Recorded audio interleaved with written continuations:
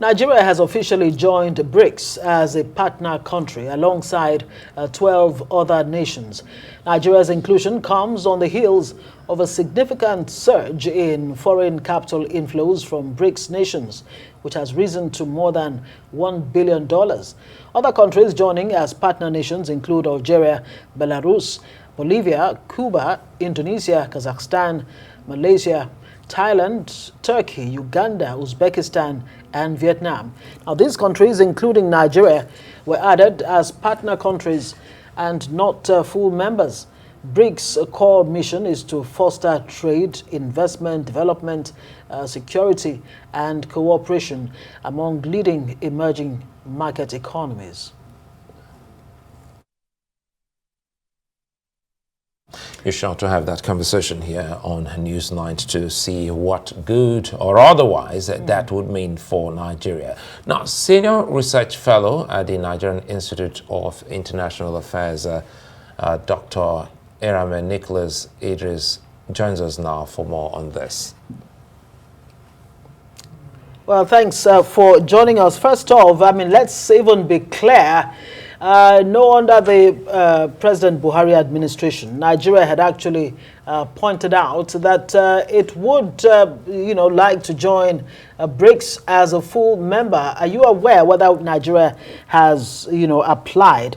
And this partial membership or partnership, for that matter, what do you think this means for Nigeria as a BRICS partner? Yeah, thank you for having me here. And for me, I would say it's a welcome development because prior to the commencement of this current regime, Nigeria had signified interest to join the BRICS. And the reason why Nigeria and other African countries and even emerging powers have signified interest to join the BRICS is that in the current globalizing world where nations are, trying to build on new alliances and nations are trying to see how they can build their economies. So there's this drive, towards considering alternatives. And what that means is that nations are beginning to think about how they could, either form new alliances or realign with old blocks to ensure that how they could, build up their economy. And let's not forget that Nigeria itself is one of the stronger powers in Africa with a very strong GDP. So Nigeria, it's also seen to the extent to which they can ensure that it maximizes its economic benefits in terms of development instead of trade, and how this could really work within the context of joining the BRICS and other countries. Well, it's been long coming for the country, and now that we're here, speak to us more about this talk of the gains. We've seen some other African countries like South Africa reaping from this. What are the immediate, benefits of being a part of this committee? Yeah, I think that one of the immediate benefits of being part of the country, it means that we already have alternative trading partners. And let's not forget that if we look at the nature of trade that has also taken place within Nigeria and the Western countries and a whole lot of countries, there have been these issues, these concerns about inequality in the trade, and there's been these issues about lack of, maximizing profits and benefits, and again, the whole issues about how these issues are, and let's not forget the issues about the dollarization of the global economy. So for me, I think that it's a welcome development in the sense that Nigeria itself, first and foremost, is on the track of thinking about a new development partners, one, and two, it's also on the way of setting this economy within on the right path, because there's no way we can talk about development without thinking about the extent to which we can boost our economy. There is a sine qua non nexus between the economic development and sustainable development in the long run, and which is any goal of any country, any regime. Right. And there is the perception by a lot of observers that Russia is trying to reduce the influence of the West. And, some are saying, can Nigeria really afford to be used as a pawn in this game between Russia and the West?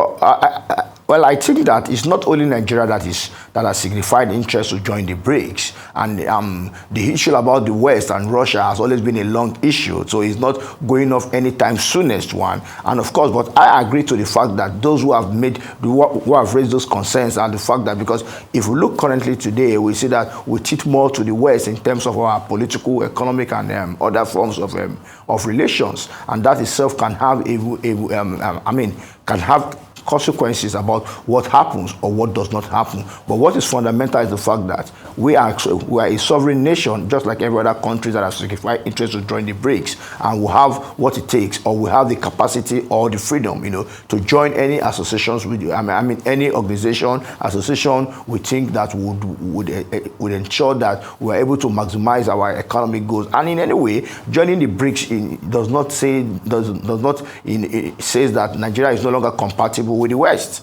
That is on the one part, and on the other part, the whole issues about Russia and the West is not it's not an issue that Nigeria would want to dabble into, because it is far beyond Nigeria. And just like the fear we have in Nigeria is more, I can say, it's also the fears other countries that are also joining the BRICS now, either as full members or as partners members, also not. But what is most fundamental is that nations think that there's a need for an alternative, and that is exactly what Nigeria is doing.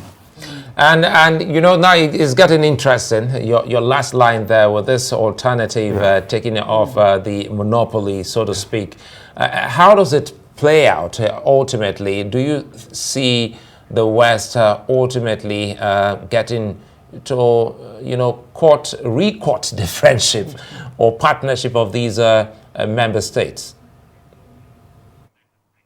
Well, I honestly do not think that, even though I think that the expansion of the BRICS itself is going to pose an immediate threat to the West. But let's also not forget that nations themselves, one of the fundamentals about nations, particularly within the West and other countries, is that there's this continuous thinking, futuristic plans to say that, okay, if the BRICS is growing, if the BRICS is expanding, how do we ensure that we are able to, checkmate that expansion one? And let's not also forget that a majority of the countries joining the BRICS also have their own peculiar problems. They also have their problems that are peculiar to them, one, and some of them also, like I said initially, joining the BRICS does not also mean that they are no longer going to interact with the West, which is also another angle to the whole issue. And let's also forget the whole issue about, in the first place, it seems that there's more chances that the BRICS itself would also expand beyond the core mandate, or what I say, the reason the BRICS was formed,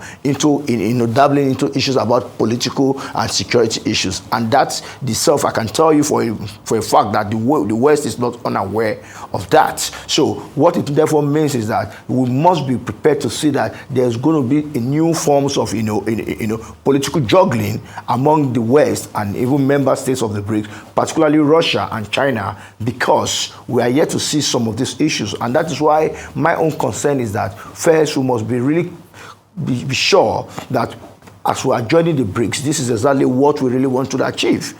And what that means is that if it means us maintaining a non-alignment stand within the context of joining the BRICS, solely to the fact that what we really want to do is to achieve economic development. So at the point of politicking that takes place between the West and Russia, we leave those countries to themselves, to do those things, because, like I said initially, that rivalry is not a rivalry that is going to end anytime. In fact, I can say for a fact that there's no end in sight about that rivalry.